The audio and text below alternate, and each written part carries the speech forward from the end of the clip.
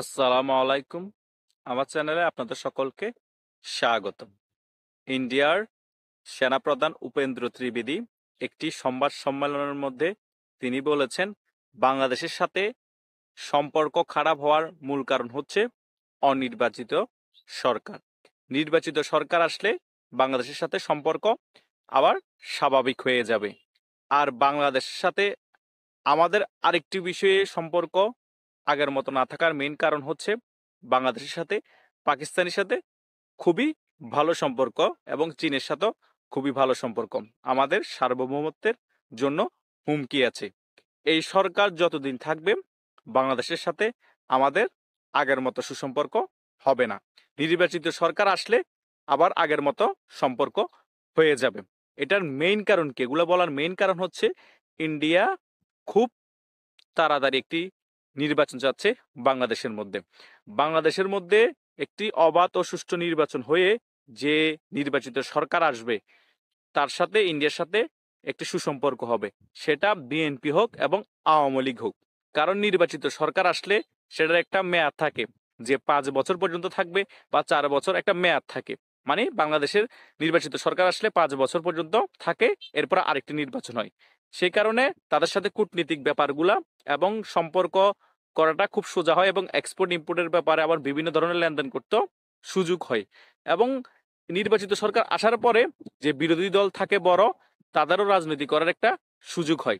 এখন অনির্বাচিত সরকার থাকার কারণে আওয়ামী লীগ সকল দল একত্রিত হয়ে আওয়ামী লীগকে কোণঠাসা করে রেখেছে। ইন্ডিয়া অনেক কূটনীতিক খেলার পরেও আওয়ামী লীগকে ফিল্ডে আনতে পারতেছে না, কারণ সকলে এখন ঐক্যবদ্ধ হয়ে আছে। কিন্তু নির্বাচিত সরকার যখন আসবে তখন ইন্ডিয়ার সাথে কিছু নেগোসিয়েশন করতে হবে, ইন্ডিয়ার সাথে অনেক ব্যাপারে আতাত করতে হবে। তা না হলে বা সরকার চালাতে পারবে না। যেমন এই সরকার ভিতরে ভিতরে কিন্তু ইন্ডিয়ার সাথে যতই খারাপ সম্পর্ক থাকুক অনেক কিছু নেগোসিয়েশন করেই চলতে হচ্ছে। তা না হলে এই সরকারও ফল করতো, এই সরকার আরো আগে কলাপস হয়ে যেত। অলরেডি সকল জায়গায় কলাপস হয়ে গিয়েছে।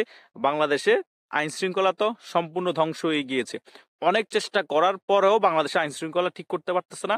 শিক্ষা খাত, স্বাস্থ্য খাত, সকল খাতেই কলাপস করেছে এবং বৈদ্যুতিক খাতও কলাপস করছে বাংলাদেশ।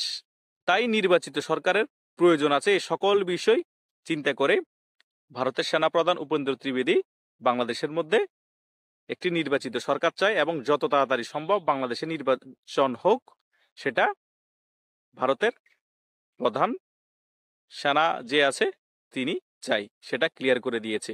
আওয়ামী লীগও যাতে সে নির্বাচনে অংশগ্রহণ করুক সেটাও কিন্তু তিনি চাই, কিন্তু ভারতে বসে তো তিনি এই ব্যাপারটা ক্লিয়ার করবে না। কিন্তু তার কথার প্রেক্ষিতেই বোঝা যাচ্ছে একটি তাড়াতাড়ি নির্বাচন হোক, সেই নির্বাচনে সকল রাজনৈতিক দল অংশগ্রহণ করুক এবং সেই নির্বাচনের মধ্যে যে রাজনৈতিক দল নির্বাচিত হবে তাদের সাথে আমরা আগের মতো সুসম্পর্ক রাখবো। এটাই হচ্ছে তার মূল বক্তব্য সারমর্ম। ধন্যবাদ সকলকে।